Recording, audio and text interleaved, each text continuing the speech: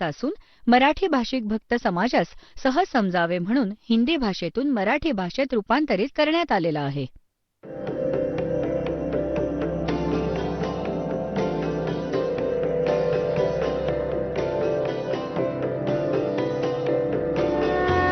और ज्ञान सब ज्ञान डी कबीर ज्ञान सो ज्ञान और जैसे घोड़ा तोब का करता चले मैदान.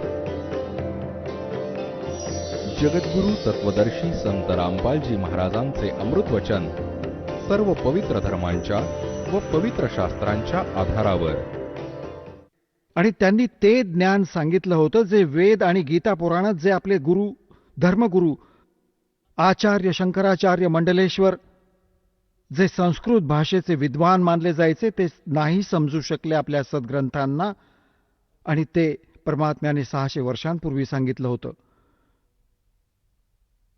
की ब्रह्मा विष्णू महेश यांचा मृत्यू होतो, ते अविनाशी नाहीत, यांची माता दुर्गा आहे, यांचा पिता काळ आहे, ज्योती स्वरूपी निरंजन हा क्षरपुरुष आहे.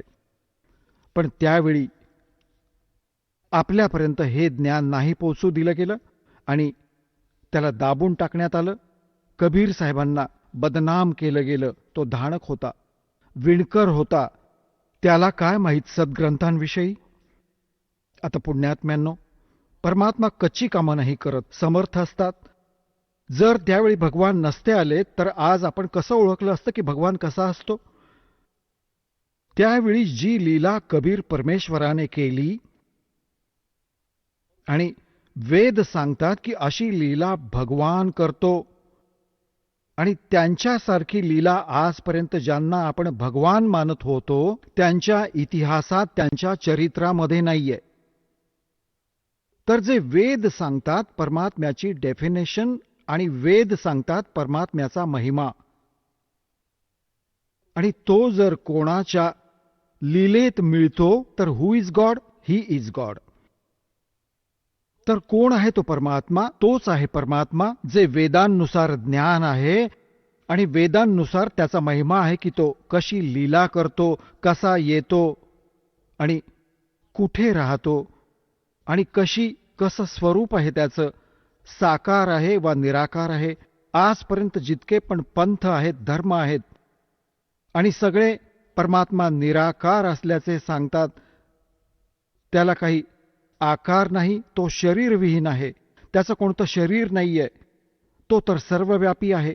आणि आपल्या सगळ्या धर्मांचे सद्ग्रंथ सांगतात की तो परमात्मा तर नर आकार आहे, मनुष्य सदृश्य आहे, सशरीर आहे, त्याचं नाव कबीर आहे. आणि वर आपल्या निजस्थानात वरच्या लोकात सतलोकात तो एक खूप मोठ्या घुमटात विराजमान आहे आणि तिथे त्याच्या डोक्यावर साज आहे, मुकुट आहे आणि वर छत्र आहे त्या परमात्म्याचे. हे तर आपले सद्ग्रंथ सांगतात. आणि ज्या महापुरुषांना परमात्मा भेटले ते प्रत्यक्षदर्शी संत सांगतात. आता जसं परमात्म्याविषयी आपण कसं ओळखायचं की परमात्मा कोण आहे? प्रथम तर आपली जी थिअरी आहे, आपला सिद्धांत आहे, आपले ग्रंथ आहेत, वेद आहेत, गीता आहे, पुराण आहे, कुराण आणि बायबल आहे, त्यांच्यामध्ये जो भगवानाचा महिमा गायला गेला आहे तो परमात्म्याविषयी सांगितला आहे. आणि जे परमात्म्यामध्ये ते गुण पूर्ण आहेत तर तो परमात्मा आहे. ही तर आपली थिअरी झाली. आणि मग ज्यांना साक्षात्कार झाला भगवानाचा, ज्यांना भगवान भेटला, त्या महापुरुषांनी पुन्हा मग आपले ॲफिडेव्हिट दिले आहेत आपल्या अमृतवाणीमध्ये. कोणाकोणाला भेटले? आदरणीय धर्मदास साहेबजींना परमात्मा येऊन भेटले.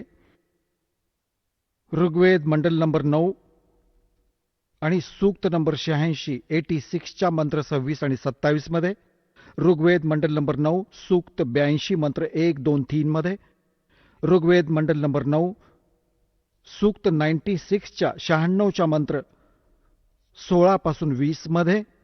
ऋग्वेद मंडल नंबर 9 सूक्त 20 मंत्र 1 मध्ये. ऋग्वेद मंडल नंबर 9 सूक्त 54 मंत्र 3 मध्ये. ऋग्वेद मंडल नंबर 9 सूक्त 94 मंत्र 1 मध्ये. ऋग्वेद मंडल नंबर 9 सूक्त 95 मंत्र 2 मध्ये. ऋग्वेद मंडल नंबर 9 सूक्त 67 आणि मंत्र नंबर 26 मध्ये, ऋग्वेद मंडल नंबर 9 आणि सूक्त 1 मंत्र 8 आणि 9 मध्ये ह्यांच्यामध्ये काय वर्णन आहे? एक सगळ्यांचं सामूहिक सांगतोय दास.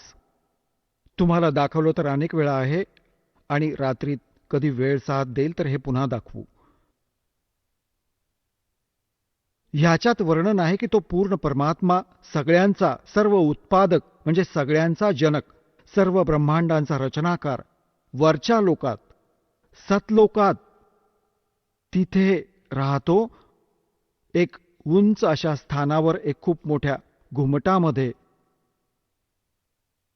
तिथे दिसायला तो राजासारखा आहे.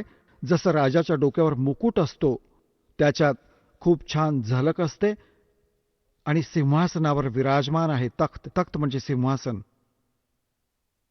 आणि तो परमात्मा इथे येतो, चांगल्या आत्म्यांना भेटतो, सशरीर येतो, विजेच्या अशा विद्युत गतीने येतो, शीघ्रगामी आहे तो. 1 सेकंदात इथे येतो आणि चांगल्या आत्म्यांना भेटतो, त्यांना तत्वज्ञानाशी ओळख करून देतो. आणि तो परमात्मा आपल्या ज्ञानाला, स्वतः रचलेल्या सृष्टीला आणि यथार्थ भक्तिविधीला लोकोक्तींच्या माध्यमातून, दोह्यांच्या माध्यमातून म्हणजे पद्यभागात उच्चारण करून वरच्या स्वरात कुठेही उभा राहून वाणी बोलू लागत असे. आणि तो परमात्मा लोकोक्तींच्या माध्यमातून, दोह्यांच्या माध्यमातून, शब्दांच्या माध्यमातून आपलं ज्ञान देण्यामुळे एक प्रसिद्ध कवींमधूनही प्रसिद्ध कवी सुद्धा असतो, पण तो भगवान असतो आणि कवींसारखं आचरण करतो, हिंडतो फिरतो, आपलं ज्ञान देत राहतो, चांगल्या आत्म्यांना भेटतो, त्यांना सत्संदेश देतो, स्वतःशी परिचित करून देतो. तो परमात्मा 3 प्रकारे आपलं पालन पोषण करतो, 3 स्थितीत. एका स्थितीत ते तिथे वर राहतात. जेव्हा परमात्मा सिंहासनावर विराजमान असतात तेव्हा त्यांच्या शरीराचा नूर जो आहे, प्रकाश आहे, तेज आहे, लाईट आहे, एका रोमात, रोम म्हणतात केसाला, एका रोमात कोटी सूर्य मिळवा, कोटी चंद्रमा, इतकं तेज आहे त्या परमपित्याचं. त्या पूर्ण शरीराचं बघा किती असेल. मग तो परमात्मा इथे येतो, तो हलकं तेजपुंजाचं शरीर बनवतो. आपलं शरीर आपल्या बॉडीला सरळ करतो, आपल्या रूपाला. जर तो ॲज इट इज तसाच प्रकाशयुक्त शरीरात इथे येईल तर आपली चरमदृष्टी नाही बघू शकत, आपण सूर्याकडे नाही बघू शकत. आणि तो कोटी सूर्य आणि कोटी चंद्रमा इतकं एक रोमकोपात प्रकाश आहे. म्हणून आपल्या शरीराला, रूपाला हलकं करून इथे येतात. ही दुसरी. आता जेव्हा इथे येतात तेव्हा 2 स्थितीत येतात. एक तर प्रत्येक युगात ते परमात्मा एक शिशुरूप धारण करून आणि जंगलात सरोवरावर उमललेल्या कमळाच्या फुलावर विराजमान होतात. हे प्रत्येक युगात ही लीला करतात. आणि ज्या कारणाने ते त्या कमळाच्या फुलावर येण्यामुळे नारायण म्हटले जातात. नार म्हणजे जल, आयण म्हणजे त्यात विराजमान होणारा. म्हणून तो परमात्मा नारायण आहे. आम्ही तर विष्णूजीला नारायण समजत होतो, शेष नागावर पहुडलेला समुद्रात. ही तर अशीच घडवलेली माया आहे. परमात्म्याने सारं काही रचलं आणि प्रत्येक युगात येऊन ही लीला करतो, ज्यामुळे ते नारायण सुद्धा म्हटले जातात. आता जसं भगवान म्हणतो, तर भगवान तर आपण यांना पण म्हणत होतो, ब्रह्मा, विष्णू आणि महेशाला. ते आपल्या स्तरावरचे भगवान आहेत. जेवढी त्यांची, जशी तुम्हाला डेफिनेशन सांगितली आहे की एक मंत्री पण साहेब म्हटला जातो, डीसी पण साहेब म्हटला जातो आणि मुख्यमंत्री पण साहेब म्हटला जातो, पंतप्रधान आणि राष्ट्रपतीची पण साहेब म्हटले जातात. तर ह्या साहेबांमध्ये खूप फरक असतो. तर अशाच प्रकारे वास्तवात नारायण, वास्तवात साहेब कोण आहे? पंतप्रधान आणि राष्ट्रपतीजी, जे आपल्या देशाचे पूर्ण मालक आहेत, राष्ट्रपतीजी. तर अशाच प्रकारे अन्य पण साहेब आहेत. एक एसडीएम पण साहेब म्हणवला जातो, तहसीलदाराला पण साहेब म्हणतात. तर असेच हे पण नारायण आहेत. विष्णूजी हा समुद्रावर पहुडला, शेष नागावर, शेष नागाच्या शय्येवर. पण वास्तवात नारायण कोण आहे हा अशासाठी नारायण शब्द प्रचलित झाला भगवानाच्या बाबत. प्रत्येक युगात तो येतो आणि अशा सरोवरात कमळाच्या फुलावर एक शिशुरूप धारण करून विराजमान होतात. तिथून त्यांना नवजात शिशुरूपात कोणी निस्संतान दाम्पत्य उचलून घेऊन जातात आणि परमात्म्याची ती पालन पोषणाची लीला कुमारी गायींद्वारे होते. कुमारी गायींद्वारे होते. परमात्मा कबीर साहेब प्रत्येक युगात येतात आणि ते त्यांची पालन पोषणाची लीला असतेच अशी. आता 600 वर्षांपूर्वी जेव्हा सत्ययुग कलियुगात परमात्मा आले तर 25 दिवस ते एका लहरताला तलावात कमळाच्या फुलावर येऊन विराजमान झाले होते. तिथून निरुनिमा नावाचे एक विणकर घेऊन गेले होते धाणक आणि त्याने 25 दिवसांपर्यंत ना दूध प्यायले ना अन्न घेतले. 25 दिवसांच्या वयात जेव्हा परमात्मा लीला करत होते तर त्यावेळी ते खूप चिंतित झाले. तर मग परमात्म्याने एक लीला केली होती आणि तो कबीर सागरामध्ये विद्यमान आहे. 600 वर्षांपूर्वी धर्मदासांनी लिहिलेली की एक कुमारी गाय आणली गेली होती. तिने दूध दिलं होतं आणि भगवान कबीर साहेबांनी तेव्हा तो आहार घेतला होता. कुमारी गाय त्या गायीने परमात्मा मोठा होईपर्यंत कुमारी गाय दूध देत होती. भगवान पीत होते. ती कधी गर्भवती झाली नाही. तर ही लीला भगवानाची त्या चरित्रात लिहिलेली आहे 600 वर्षांपूर्वी कबीर सागरामध्ये. रात्री दाखवू, आत्ता तर दूरपर्यंत दिसणार नाही. तर तेच परमात्मा तेच वेद सांगतात. ऋग्वेद मंडल नंबर 9 आणि सूक्त नंबर 1 मंत्र 9 मध्ये स्पष्ट केलंय की तो परमात्मा जेव्हा शिशुरूप धारण करून इथे लीला करतो तर त्याच्या पालन पोषणाची लीला कुमारी गायींद्वारे होते. तर who is God? Kabir is God. Who Kabir? Who is Kabir? वो धानक रूप रहा करतार फाई सुत. आता त्या महापुरुषांनी ज्यांना भगवान भेटला त्यांच्यापैकी कोण कोण आहेत तुम्हाला दाखवतो. आदरणीय धरमदास साहेबजी बांधवगडवाले, त्यांना भगवान भेटले. आदरणीय मलुकदास साहेबजी,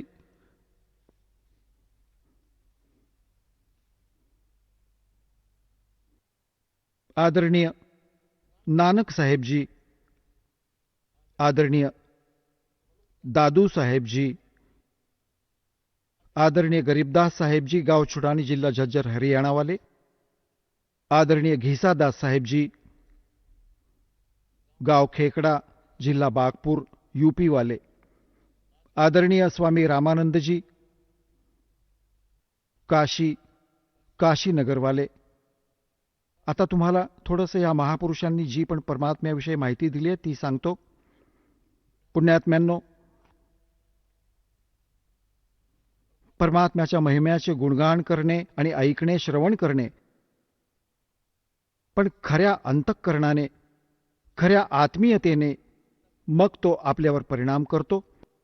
आदरणीय धरमदास साहेबजींना परमात्मा भेटले आणि जसं की वेदात सांगितले की परमात्मा सत वर राहतात, तिथून गती करून येतात, चांगल्या आत्म्यांना भेटतात, सशरीर येतात, सशरीर निघून जातात. ज्यावेळी परमात्मा धरमदासजींच्या सोबत खूप वर्ष राहिले आणि जेव्हा निघून गेले सतलोकात, मग त्यांच्या जाण्यानंतर जी व्याकुळता त्यांना उत्पन्न झाली, धरमदासजींनी परमात्म्याविषयी काय म्हटले? आज मोहे दर्शन दियो जी कबीर, आज मोहे दर्शन दियो जी कबीर. सतलोक से चल कर आए, सतलोक से चल कर आए, काटन जम की जंजीर, आज मोहे दर्शन दियो जी कबीर, आज मोहे दर्शन दियो जी कबीर.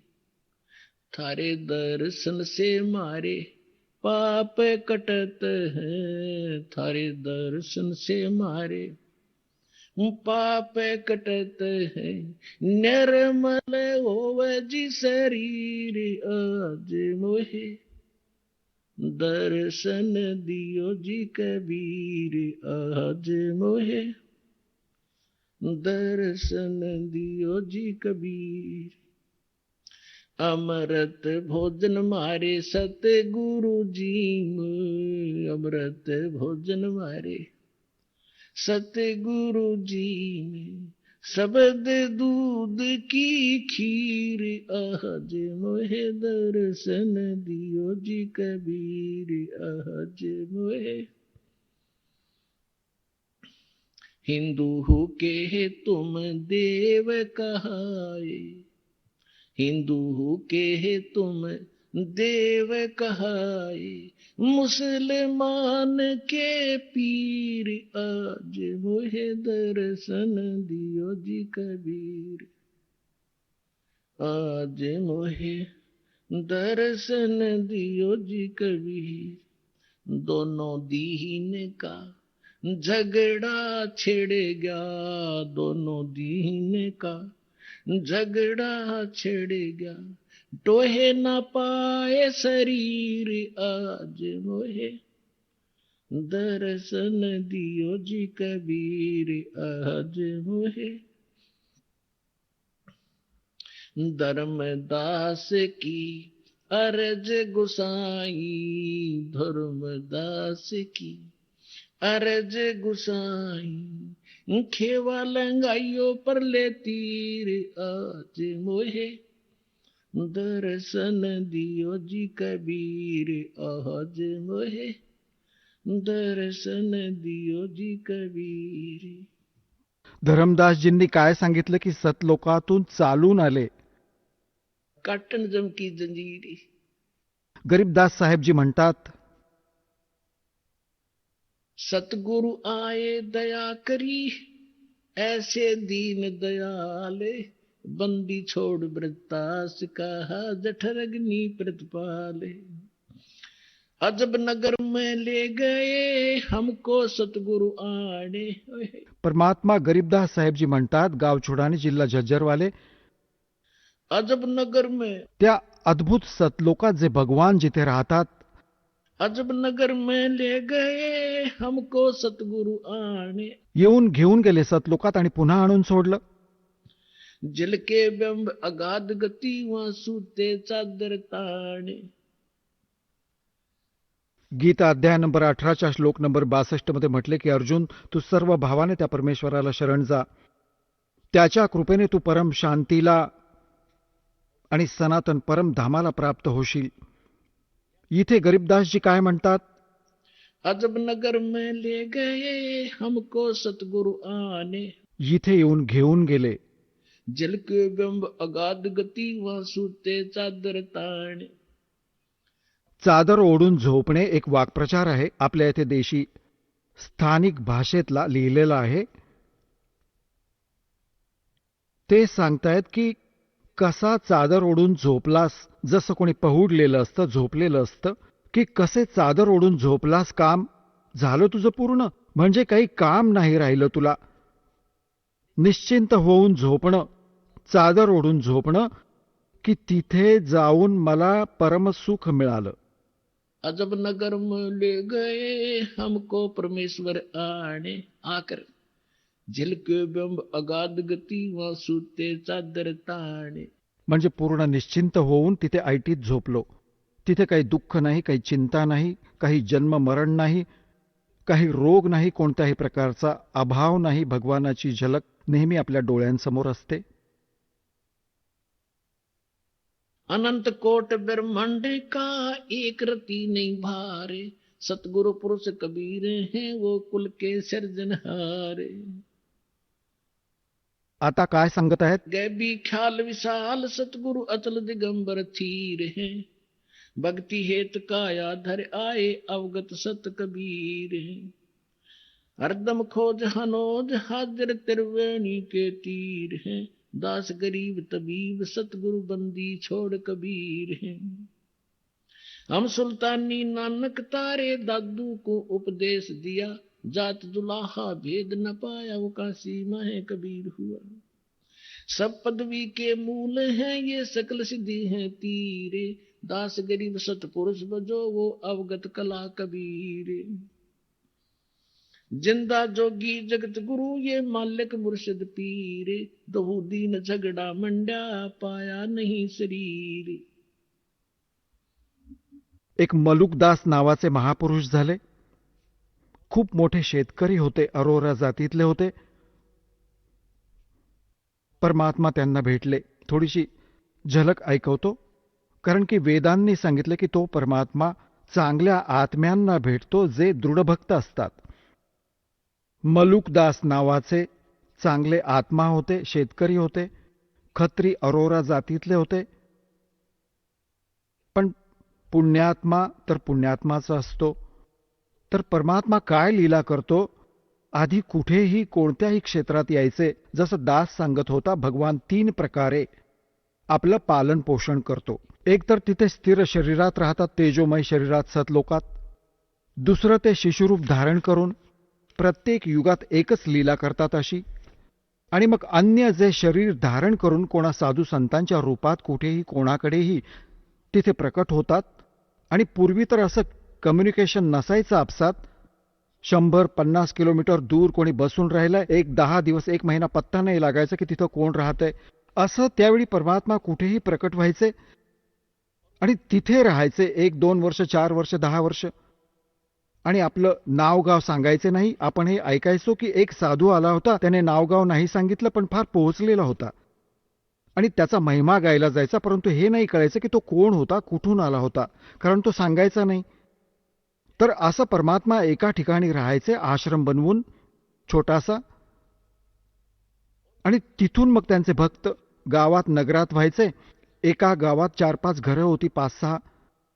तर भगवान तिथे जायचे, गावागावात नगरात आपली अमृतवाणी ऐकवायचे, बोलून बोलून जशी लीला भगवान करत असत.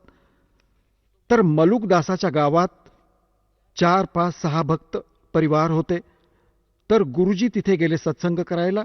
तर सगळ्यांनी प्रार्थना केली, आज आमच्याकडे करा, उद्या आमच्या घरी करा, आमच्या घरी चरण ठेवा. आता गुरुजी येणार म्हटल्यावर उत्तम भोजन बनवलं जायचं. तर पहिल्या दिवशी एका घरात सत्संग केला, उत्तम खिरीचं जेवण, हलवा बनवला होता.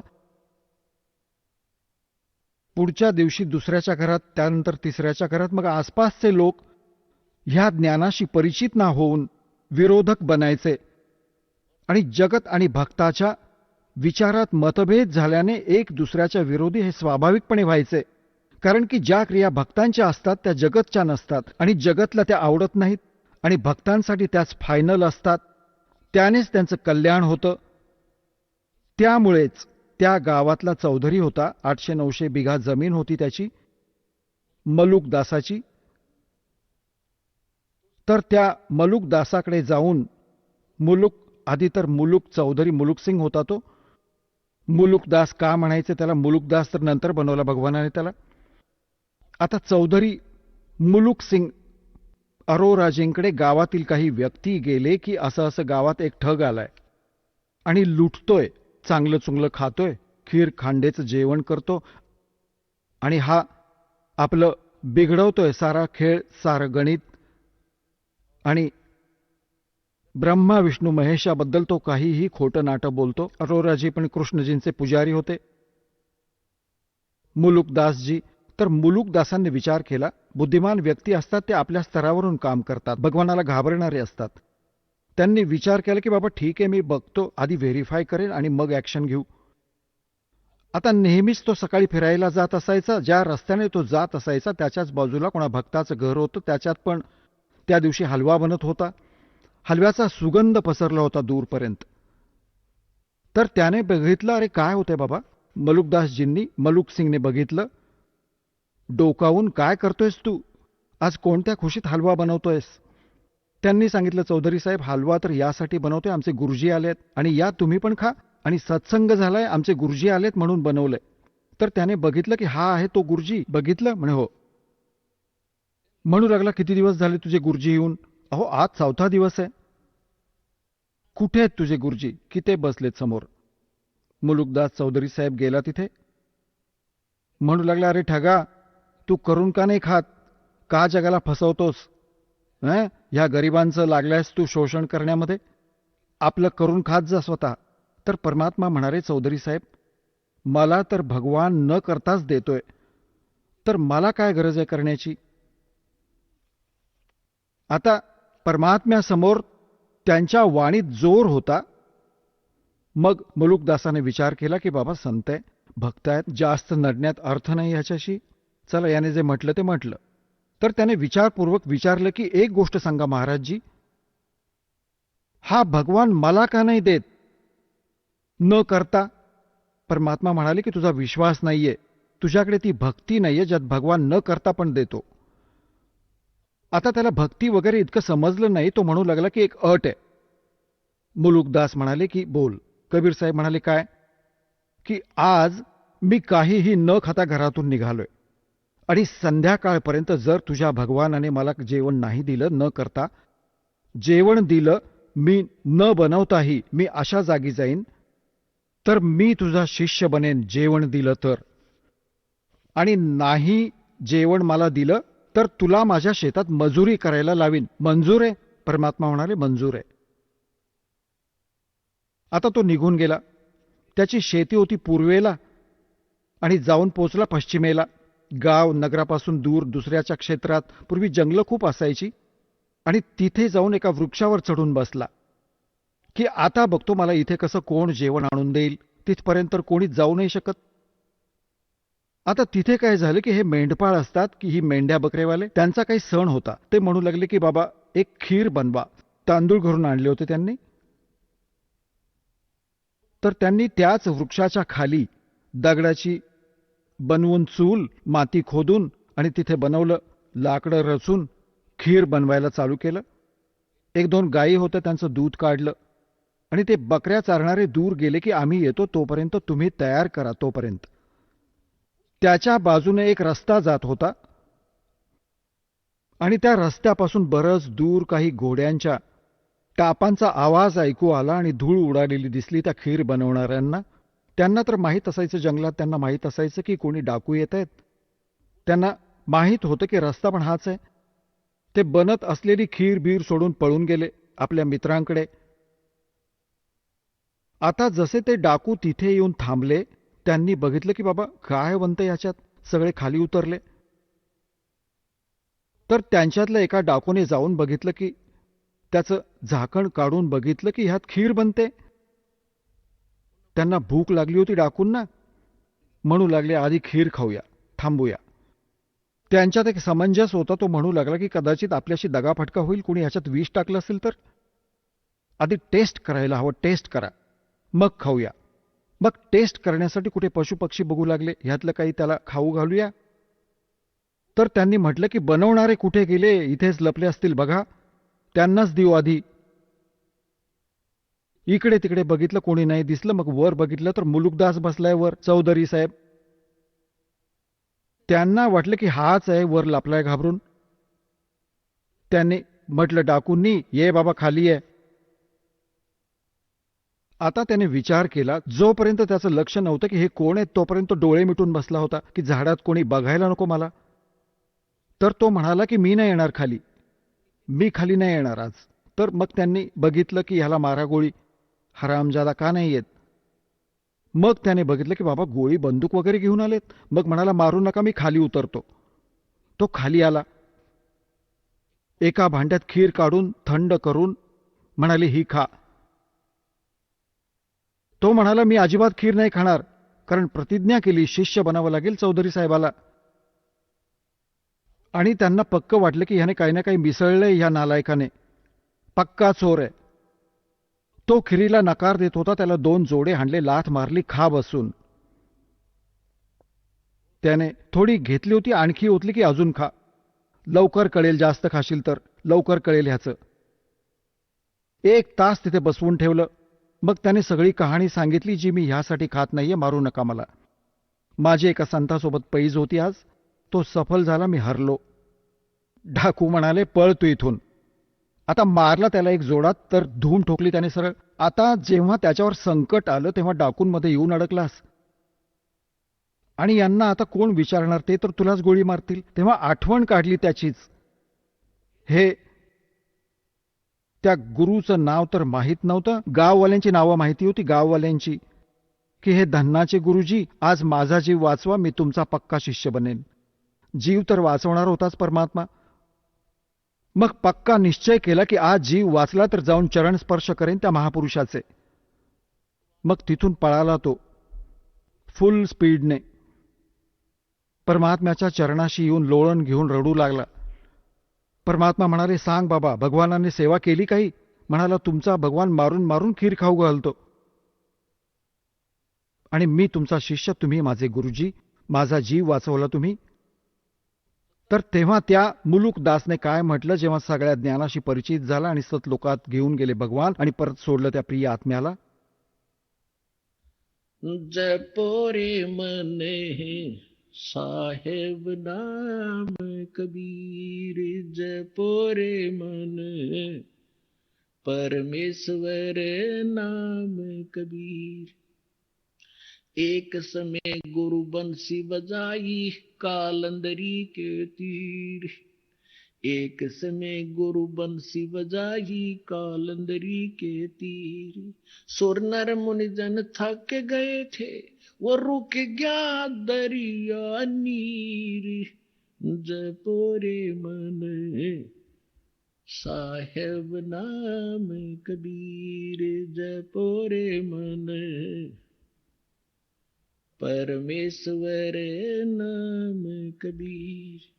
काशी तज गुरु मगहर पहुंचे दोनों दीन के पीर, काशी तज गुरु मगहर आए दोनों दीन के पीर. कोई गड्ढे कोई अग्न जरावे, ढूंढा ना पाया शरीर. जपो रे मन साहेब नाम कबीर, जपो रे मन. कोई गड्ढे कोई अग्न जरावे, नेक न धरते धीर. कोई गड्ढे कोई अग्न जरावे, नेक न धरते धीर. चार दाग से सतगुरु न्यारे, अजर अमर शरीर. जपो रे मन साहेब नाम कबीर. चार दाग से सतगुरु न्यारे, अजरो अमर शरीर.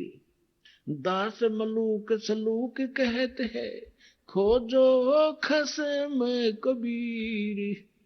जपो रे मन साहेब नाम कबीर. आता पुण्यात्म्यांनो, वेद सांगतात परमात्मा अशी लीला करतो.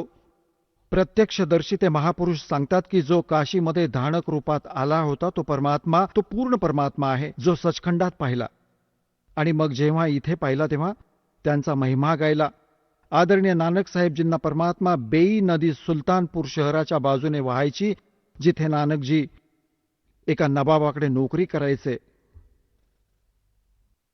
आणि सकाळी सकाळी स्नान करण्यासाठी जात असत. तिथे परमात्मा भेटले एका संत महात्मा साधूच्या रूपात. त्यांना अनेक वेळा, दोनदा भेटले. दुसऱ्या वेळी त्यांना अंतर्धान केलं. नदीत बुडण्याचं निमित्त करून शरीराला ठेवलं तिथे प्रवाहाच्या विरुद्ध दिशेला 2-3 किलोमीटर दूर जंगलात सुरक्षित. आणि परमात्मा त्या आत्म्याला घेऊन गेले सचखंडात. तिथून मग त्यांना परत सोडलं तिसऱ्या दिवशी. त्याच दिवशी प्रथम यात्रा त्यांनी काशीची केली. परमात्म्याने म्हटलं होतं की मी बनारसमध्ये राहतोय, कबीर माझं नाव आहे आणि विणकारी माझं काम आहे. आता नानक साहेबजींनी भगवानाला तिथे पाहिलं. मग त्यांना हा विश्वास नाही झाला की परमात्मा धानक विणकर कसा असू शकतो. तर जेव्हा त्यांनी काशीत येऊन भगवानाला पाहिलं त्या विणकर रूपात, होय होय, तेव्हा ते काय म्हणाले, एक स्वान दुई स्वानी, नाल भलके भोकाई सदा बियार, और कूड़ छुरा मुठा मुर्दार, ये धानक रूप रहा करतार. गुरु ग्रंथ साहिबच्या पान नंबर 24 वर ही वाणी अंकित आहे. आणि नानक साहेबांची महिला पहलाची वाणी आहे. मैं पथ की बिंदने करने की कार ओ बिगड़ रूप रहा विकराल तेरा एक नाम तारे संसार मैं एहो आस एहे आधार. की हा काळ तर विकराळ आहे, हे तर बिघडलेलं रूप आहे, इथलं वाईट हाल केलेत ह्याने, आणि मला तुमच्या त्या सतनामाची आस आहे, त्याचाच मला आधार आहे, आणि तुमचं हे सतनाम साऱ्या विश्वाला पार करून देईल. तेरा एक नाम तारे संसार मैं एहो आस ये हो आधार मुख निंदा आख्या दिन रात पर घर जो ही नीच मनाथ काम क्रोध मन तन वसै चंडाल ये धानक रूप रहा करतार. भाई सूरत मुलुक की वेश ओए होए भाई सूरत मुलुक की वेश ए ठगवाडा ठगी देश खरा सियाणा पोता बार ये धानक रूप रहा करतार. परमात्म्याला काशीमध्ये बघितलं जेव्हा नानक साहेबजींनी, कि ये ठगवाडा ठगी देश. प्रेमाने म्हणत आहेत, हे ठग, हा बसलाय भगवान स्वतः, जो मी सचखंडात बघितला जसाच्या तसा. ये धानक रूप रहा करतार लोगो धानक रूप रहा करतार. मग सांगितलं होतं की 731 पानावर सांगितलंय की नीच जात अंधला तुंदला नीच जात परदेशी मेरा खिल आवे तिल जावे एका सेकंदात इथे आणि एका सेकंदात वर आढळतो. अर्ता की संगत ना न करेंदा कैसे मुंडा पावे. 721 पानावर गुरु ग्रंथ साहिब मध्ये लिहिलंय की एक अर्ज गुप्तम पेश तो दर कून करतार हक्का कबीर करीम तू बे ए परवरदिगार. की हे सत कबीर, हक्का कबीर, बेऐब पर्वतदिगार, तू सच्चा करतार आहेस, साऱ्या सृष्टीचा रचनहार तूच आहेस. तर अशा प्रकारे या महापुरुषांनी परमात्म्याला मिळवलं. आणि जसं आदरणीय दादू साहेबजींना जेव्हा परमात्मा भेटला वयाच्या 7व्या वर्षी, बालक होते छोटेसे दादूजी, परमात्मा त्यांना सचखंडात घेऊन गेले. 3 दिवस 3 रात्री बेशुद्ध पडले होते, कोमात होते दादूजी. सगळा हाहाकार माजला, नातेवाईक एकत्र जमा झाले, सर्व वैद्यांना मांत्रिकांना बोलावलं, दाखवलं, काही झालं नाही. जेव्हा 3ऱ्या दिवशी परमात्म्याने तो आत्मा परत पाठवला, त्यानंतर ते उठले आणि बघितलं हाहाकार माजला होता. तसं तर स्वप्नही मानलं असतं. जेव्हा बघितलं, ओहो हो, मी तर भगवानासोबत गेलो होतो, मी तर परमात्म्यासोबत गेलो होतो. आणि 3 दिवसांपर्यंत तिथे पाहिले, आणि असं जसं रस्त्यात ज्या अडचणी येतात त्या पण दिसल्या दादूजींना. मग काय सांगितलंय, जिन मुझको निज नाम दिया सोए सतगुरु हमारे दादू दूसरा कोई नहीं वो कबीर सिरजनहारे. आता आदरणीय रामानंदजींना परमात्मा असे घेऊन गेले होते, सचखंडात नेले. ते जास्त विद्वान समजत होते, संस्कृत भाषा चांगली जाणायचे, ब्राह्मण कुळात जन्म होता. 1400 ऋषी बनवले होते, जे त्यांच्याकडून प्राप्त ज्ञानाचा पुढे जनतेपर्यंत प्रचार करत असत. आणि खूप मोठा बोलबाला होता. 104 वर्षांचे वृद्ध झालेले होते रामानंदजी जेव्हा परमात्मा कलियुगात काशीत आले होते. ते लीलामय वयात 5 वर्षांचे लीलामय वय होते भगवानांचे, म्हणजे 99 वर्षांचं अंतर होतं. परमात्मा 5 वर्षांचे आणि रामानंद 104 वर्षांचे. महर्षी, विद्वान, कंठस्थ पाठ केले होते 4ही वेदांच्या मंत्रांना, गीतेला, पुराणांना, आणि अगदी ओघवतं संस्कृत बोलत असत. जेव्हा परमात्म्याने त्यांच्या आपल्या ज्ञानाशी त्यांच्या ज्ञानाला तोललं, और ज्ञान सब ज्ञानड़ी कबीर ज्ञान सो ज्ञाने जैसे गोला तोब का बाई करता चले मैदान. रामानंदजी विष्णूचे उपासक होते आणि गीताजींचा अध्याय करायचे, एकादशीचं व्रत करायचे. परमात्म्याने एकच प्रश्न केला होता की कोण ब्रह्माचा पिता आहे, कोण विष्णूची माता, शंकराचे आजोबा कोण, पंडितजी तुम्ही सांगा. आता रामानंदजी या गोष्टीवर हसले की बालका काय बोलतोयस तू, हे तर अजरामर आहेत, सर्वेश्वर आहेत, महेश्वर आहेत, स्वयंभू आहेत. विष्णूजी स्वतः मालक आहेत, सर्व ब्रह्मांडांचे रचनाकार आहेत, त्यांचे कोणी माता पिता नाहीत. परमात्मा म्हणाले की देवी भागवत वाचून बघा, 3ऱ्या स्कंदात आता त्यांना कंठस्थ पाठ होतं. रामानंद परमात्म्याने सगळं सांगितलं. लगेच समजलं की असंच लिहिलंय आणि उघडून बघितलं. मग शिवपुराणात सांगितलं की रुद्र संहिता काढा. 5 पासून 9 अध्यायात त्यांना पाठ होतं. काढायची गरजच नव्हती की हा. तर हे श्री विष्णूजींची उत्पत्ती काळरूपी ब्रह्मातून, ज्याला तुम्ही सदाशिव म्हणता, आणि दुर्गा जिला तुम्ही शिवा म्हणता, ती ही दुर्गा आहे. आता हे सार काही समजून रामानंदजी ज्ञानात तर झाले फेल. मग त्यांनी विचार केला की मी अभ्यास करतो, समाधीस्थ होतो, आत समाधी लावतो.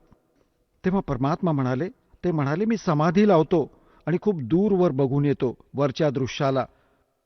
परमात्मा म्हणाले की समाधी लावा. जशी त्यांनी समाधी लावली, अभ्यास होता. पुढे पोचले अगदी शेवटी. कारण की हे जे शरीर आहे ते ह्या ब्रह्मांडाच्या आत ह्याचा सारा नकाशा आहे ब्रह्मांडाचा. आणि सूक्ष्म शरीर जी समाधी लागते ह्यातून निघून वर बाहेर निघून जातो. आणि त्याच्या आत मग खूप लांबी होते त्याची. ब्रह्मांडाला डोकं जाऊन लागतं. आणि ह्याची थोडी झलक कधी बघायची असेल, सकाळी वा संध्याकाळच्या वेळी किंवा सूर्याकडे पाठ करून आपल्या शरीराच्या छातीवर सावलीवर बघा 1-2 मिनिटं, एकटक. आणि मग त्याला समोर बघा. वर खालपासून तुमच्या सूक्ष्म शरीराची एक झलक दिसेल, एवढी मोठी. आकाशापर्यंत डोकं लागलेलं दिसेल तुम्हाला. ती इतकी मोठी बनते, ज्याला विराट पण म्हणतात. मात्र या फंदात तुम्ही कधी पडू नका, कारण हे ज्ञान समजण्यासाठी तुम्हाला ही हिंट दिली जाते. तर जेव्हा पुढे ते पोचले,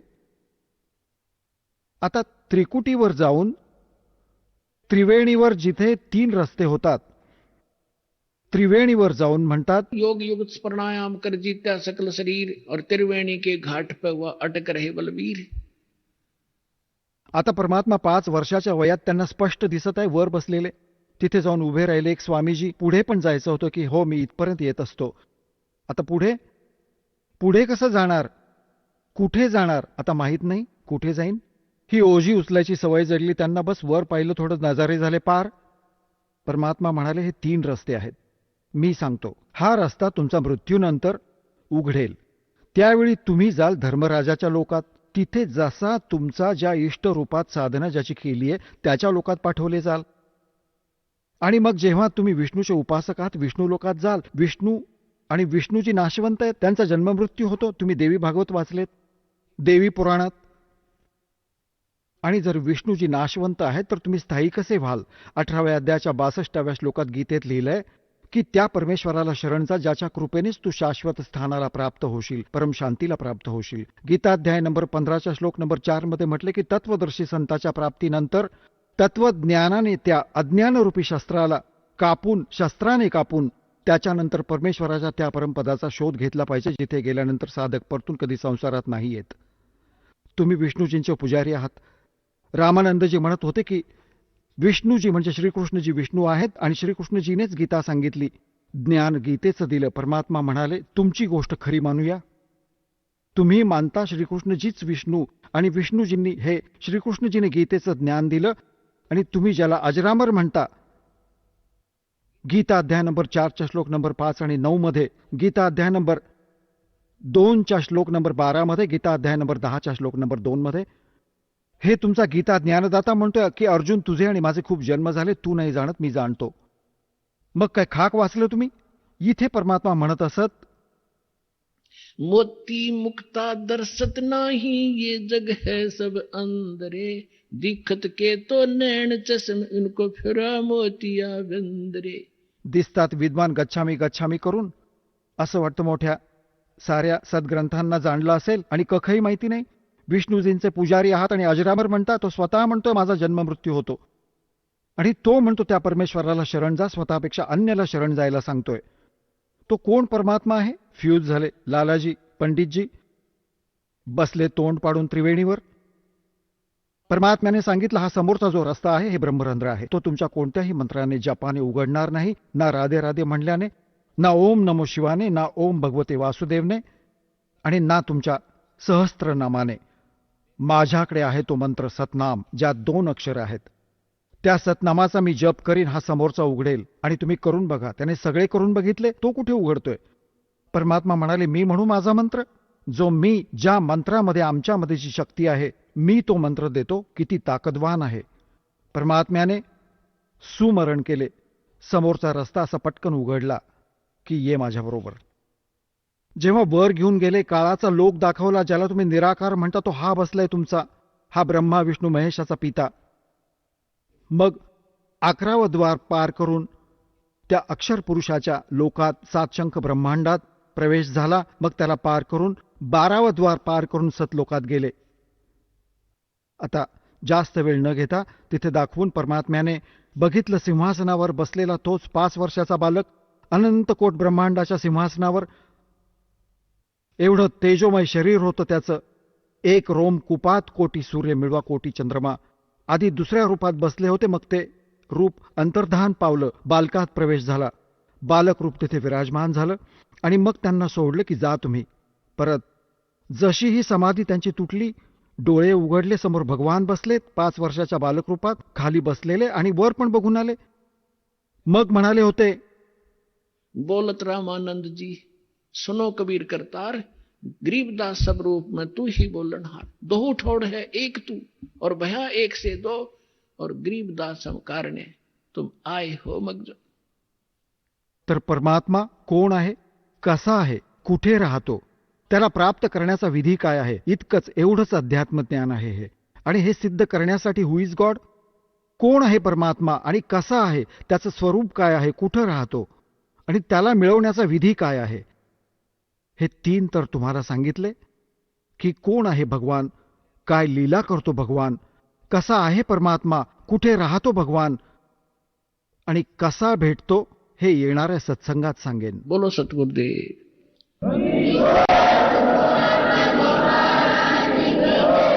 चला आता आपण त्या श्रद्धाळूंचे अनुभव जाणून घेऊयात, ज्यांनी जगद्गुरू तत्वदर्शी संत रामपालजी महाराजांकडून दीक्षा प्राप्त केलेली आहे, तसेच त्यांच्याद्वारा सांगितलेल्या भक्ती मार्गावर चालत आहेत. नमस्कार. सतसाहेब. आपलं नाव? माझं नाव ज्ञानेश्वर आनंदराव काटकर दास. आपण कुठून आलात? तालुका फलटण, जिल्हा सातारा, महाराष्ट्र इथून. आपला व्यवसाय काय आहे? माझा व्यवसाय पेंटिंगचा आहे. संत रामपालजी महाराजांची गुरुदीक्षा आपण कधी घेतली? 2015 मध्ये, 9व्या महिन्यामध्ये. संत रामपालजी महाराजांची गुरुदीक्षा घेण्या अगोदर आपण व आपला परिवार कोणती भक्ती साधना करत होतात? संत रामपालजी महाराजांच्या गुरुदीक्षा घ्यायच्या अगोदर मी हिंदू धर्माप्रमाणे मी बरेच देवी देवतांची भक्ती करायचो. प्रथमतः म्हणजे आमचे गावाचे नाम ग्रामदैवत आहे ते म्हणजे भैरवनाथाचं. ते भैरवनाथाची रोज जाऊन भक्ती करायचो. रोज म्हणजे सकाळी उठल्या उठल्या त्यांचं दर्शन घ्यायचो. त्याच्यानंतर गणपती वगैरे बसवायचो. दुर्गामातेचे दर्शन घ्यायचो. दुर्गामातेला 51 रुपयाचा हार घालायचो. दुर्गामातेची रोज पूजा करायचो. आणि आमच्या गावाच्या आजूबाजूला एक 4-5 देवी आहेत, जानूबाई, वाघजाई, वडजूबाई, यांची शुक्रवारी जाऊन त्यांचे दर्शन घेऊन यायचो. आणि भूतप्रेत करतात जे आपले म्हणजे देवऋषी असतात, त्यांच्याकडं दर शुक्रवारी जायचो मी. आणि आमच्या घरामध्ये जे गोटे वगैरे ठेवले होते, वडीवडिलांनी म्हणजे आजोबांनी वगैरे आणले होते, त्यांनी ते गोटे घरात ठेवल्यामुळं त्यांच्याकडे जायचो मी. आणि दरवर्षी आमच्या घरामध्ये एक उपारटा कोंबडा म्हणून असतो, ते म्हणजे द्यायला लागायचं आमच्या घरामध्ये. तर ते देवऋषी सांगायचे तुमच्या घरामध्ये हा कोंबडा दरवर्षी कापायला लागतो म्हणून. तर असं हे आमचे सतत चालू होतं. त्याच्यानंतर अखंड हरिनाम सप्ताह आमच्या घरामध्ये 12 बसायचा. त्याच्यामध्ये आम्ही 9 दिवस सप्त्यामध्ये बी असायचो. आणि परत विठ्ठलाला पण जायचो आम्ही. विठ्ठल म्हणजे आमच्या इकडचं म्हणजे एक मोठं देवस्थान आहे. ती विठ्ठलाची भक्ती आम्ही रोज करायचो. म्हणजे हरिपाठाच्या ह्याच्यातून आम्ही ती भक्ती करायचो. सर, जसं आपण सांगत आहात की आपण पूर्वीपासूनच भक्तिमार्गात होतात आणि महाराष्ट्रामध्ये जी प्रचलित भक्ती साधना आहे, देवी देवतांची पूजा करणे, तीर्थाला जाणे, उपवास करणे, या भक्ती साधना आपण करत होतात. तर असं असताना आपल्याला संत रामपालजी महाराजांचं जे ज्ञान आहे त्याबद्दल आपल्याला माहिती कशी मिळाली आणि आपण त्यांच्या शरणात कसे आलात? मी सद्गुरू रामपालजी महाराजांच्या चरणामध्ये म्हणजे भगतमती आणि माझी मिसेस त्यावेळेस ते दोघंजणी मित्र होते. त्या दोघीजणी रोज एका एसटीतून ये जा करायचे.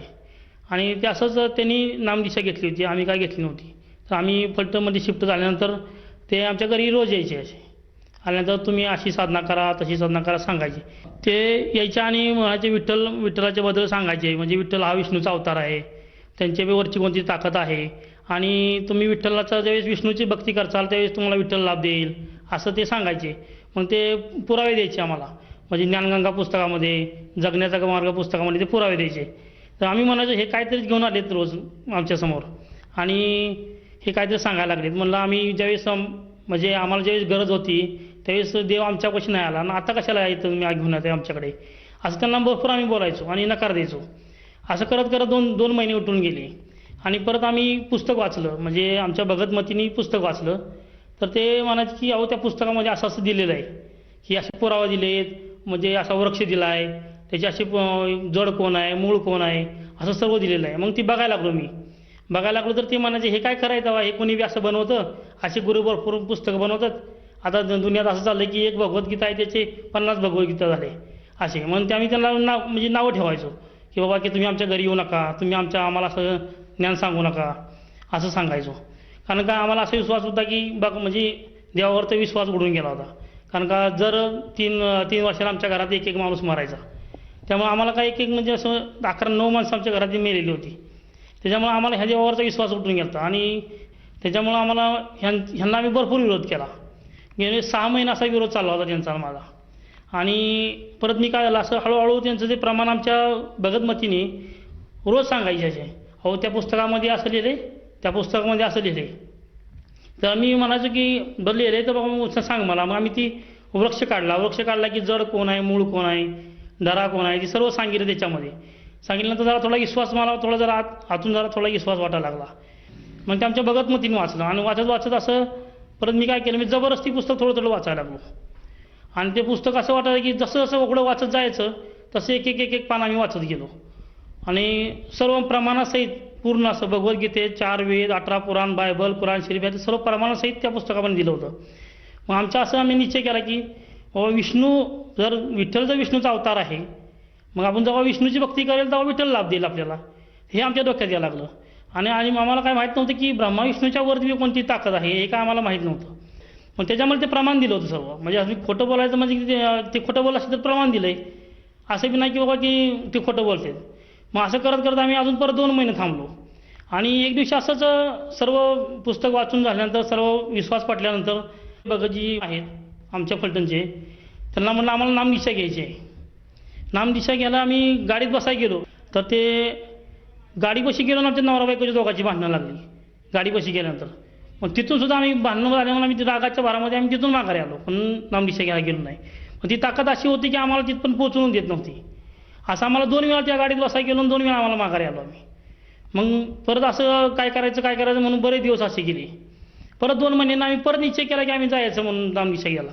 तर नामदीक्षा घ्यायला मग गाडीत बसलो. गाडीत बसल्यानंतर तरी पण आम्हाला एवढा त्रास व्हायला गाडीत बसल्यानंतर की असं की कोण पाठीमागं येऊन धरतंय की कोण काय करतंय, असं म्हणजे शरीरामध्ये हे व्हायला लागलं. तिथं गेल्यानंतर तिथला माहोल बघितला आम्ही. सर्व भगतजी म्हणजे एक दुसऱ्यांना बघता असे सतसाहेब असे म्हणायचे. तर आम्हाला हे सतसाहेब म्हणजे काय, आम्हाला नवीन म्हणजे अनोखंच होतं, आम्हाला काय माहीत नव्हतं याच्याबद्दल. तर ते प्रत्येक जणांना एकमेकांना म्हणजे खुशाला विचारायचे, कसं चाललंय, बरं चाललंय का, असं चाललंय, परमात्माची भक्ती कशी चालली, हे आम्हाला म्हणजे आम्ही नुसतं तोंडाकडे त्यांच्या बघत बसायचो. आणि आम्ही नामदीक्षा घ्यायला गेलो तर ते असं झालं की आतून काहीतरी मला असं ओढता येत असं, म्हणजे त्या भगतजी मला समजवायला गेले की असं हे नियम आहेत, ते नियम आहेत. तर सांगायला गेल्यानंतर ते असं ते ओढायचं असं, म्हणजे जाम करायचं असं, म्हणजे पूर्ण शरीर माझं जाम केलं. तरी पण म्हटलं नाही, म्हणलं आपल्याला म्हणजे असं उभं राहिलं तरी पायाखालची माती सरकल्यासारखं वाटायचं की असं आपण कुठं असं हवेतच फिरतोय काय. तर ज्यावेळेस मी नामदीक्षा गेलो नामदीक्षा घेतली, त्यावेळेस असं वाटलं की काहीतरी आपल्या डोक्यावर एवढं मोठं वजन आहे ना, ते एकदम नाहीसं जायसारखं. आणि म्हणजे एवढं म्हणजे असं झालं की म्हणजे पूर्ण असं शरीर ओलं झाल्यासारखं आणि बाहेर आल्यानंतर असं श्वास असा सुटल्यासारखा एकदम असं पूर्ण शरीर एकदम स्तब्ध झालं. असं नामदीक्षा अशा या पद्धतीनं आम्ही नामदीक्षा घेतली. सर, जसं तुम्ही सांगत आहात की संत रामपालजी महाराजांचं जे ज्ञानगंगा पुस्तक आहे त्याचं आपण अध्ययन केलं, परंतु आपला विश्वास संत रामपालजी महाराजांच्या भक्तीवर टिकत नव्हता आणि अशी कोणती तरी शक्ती होती की जी आपल्याला संत रामपालजी महाराजांच्या नामदीक्षेपासून दूर लोटत होती. परंतु त्या शक्तीच्या प्रभावावर आपण विजय मिळवला आणि संत रामपालजी महाराजांची नामदीक्षा अखेर आपण घेतली. तर जेव्हा आपण संत रामपालजी महाराजांची नामदीक्षा घेतली त्यानंतर आपल्याला व आपल्या परिवाराला काय काय लाभ प्राप्त झालेत? सद्गुरू रामपालजी महाराजांची मी जेव्हा भक्ती घेतली त्यावेळेस त्याच गाडीतून मी पुण्यावरून फलटणपर्यंत येईपर्यंत म्हणजे असं झालं की पूर्ण जी माझ्या म्हणजे जे मला ज्या पितरांनी किंवा ज्या भूतांनी मला जे आवळून धरलं होतं तर ते पूर्ण सुटकारा याच्यातून मला भेटला. हा पहिला लाभ झाला. आणि दुसरी गोष्ट म्हणजे आध्यात्मिक लाभ मला भेटला आणि मोक्षप्राप्तीचा.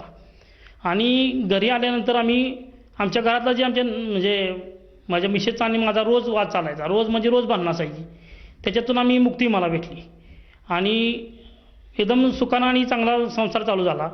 आणि हळूहळू नंतर काय झालं म्हणजे जे मी दारू प्यायचो किंवा सिगारेट ओढायचो ते माणिकचंद मुलचंद वगैरे खायचो तर ह्याच्यातून मला मुक्ती भेटली. जशी व्यसन माझं पूर्ण सुटलं त्याच्यापासून.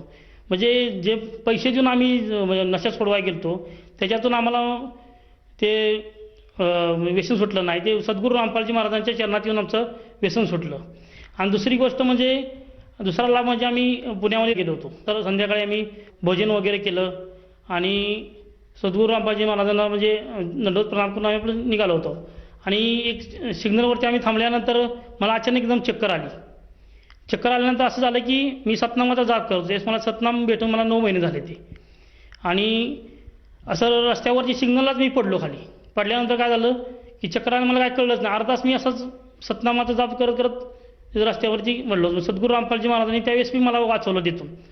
असं म्हणजे पूर्ण म्हणजे संपलेली गोष्ट पूर्ण मला जीवदान दिलं आहे तिथं.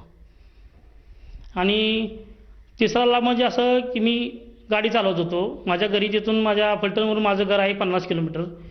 म्हणजे माझ्या शेतीत जाऊन परत माघारी येत असताना एका ST वाल्याने मला पाठीमागून असं फरफडत घेऊन चालला होता.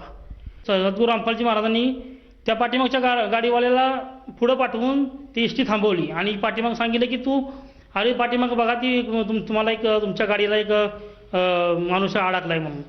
तर ते गाडी थांबवल्यानंतर मला माझे जीवदान मला भेटले. नंतर मी ते जर थोडं पुढे जात होते तर मी संपत होतो त्यावेळेस. सद्गुरू रामपालजी महाराज चरणात आल्यापासून हा एक मोठा लाभ मला घेतलेला आहे. सर, जसं तुम्ही सांगत आहात की संत रामपालजी महाराजांच्या शरणात आल्यानंतर आपल्याला व आपल्या परिवाराला बरेचसे लाभ प्राप्त झालेत. तर या अनुषंगाने आपण आपले जे मित्रपरिवार आहेत आणि जे आपले सहकारी आहेत त्याचप्रमाणे जो भगत समुदाय आज आपल्याला TVच्या माध्यमातून बघत आहेत त्यांना आपण विशेष काय संदेश द्याल? मी संदेश देऊ शकत नाही पण त्यांना हात जोडून प्रार्थना आहे की तुम्ही सद्गुरू रामपालजी महाराजांच्या चरणात या आणि आपलं म्हणजे पूर्ण लाभ घ्या आणि पूर्ण आयुष्य जे आहे ते पूर्ण स्वच्छ करून घ्या. सर, जसं तुम्ही सांगत आहात की संत रामपालजी महाराजांच्या शरणात आल्यानंतर साधकाला बरेचसे लाभ प्राप्त होतात. तर या अनुषंगाने जर एखादा साधक किंवा या व्यक्ती संत रामपालजी महाराजांची नामदीक्षा घेऊ इच्छित असेल तर त्या व्यक्तीला संत रामपालजी महाराजांची नामदीक्षा कशी मिळेल? म्हणजे ज्यांना कुणाला नामदीक्षा घ्यायची असेल किंवा कुणाला समजा गुरुजींच्या चरणात यायचं असेल त्यांना जे TV चॅनल आहेत म्हणजे विविध प्रकारचे TV चॅनल आहेत त्याच्यावरती खाली एक पट्टी येते. पट्टीवरती नंबर दिलेले आहेत.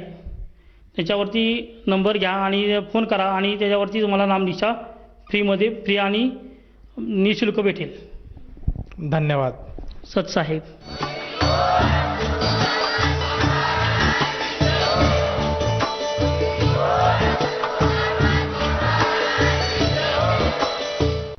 आपण ऐकत होता जगद्गुरु तत्वदर्शी संत रामपालजी महाराजांचे मंगल प्रवचन. निःशुल्क नामदीक्षा प्राप्त करण्यासाठी आणि अधिक माहितीसाठी संपर्क करा 7030303951 7030303952. आमची वेबसाईट आहे www.jagadgururampalji.org. सर्व पवित्र धर्मांच्या व पवित्र शास्त्रांवर आधारित प्रमाणित अनमोल पुस्तक ज्ञानगंगा किंवा जगण्याचा मार्ग यापैकी कोणतेही एक पुस्तक निःशुल्क मागवण्यासाठी आम्हाला आपले पूर्ण नाव, पूर्ण पत्ता, पिनकोड सहित आणि फोन नंबर लिहून 7030303951 7030303952 नंबरवर SMS करू शकता किंवा आम्हाला 7030303950 नंबरवर व्हॉट्सअप देखील करू शकता.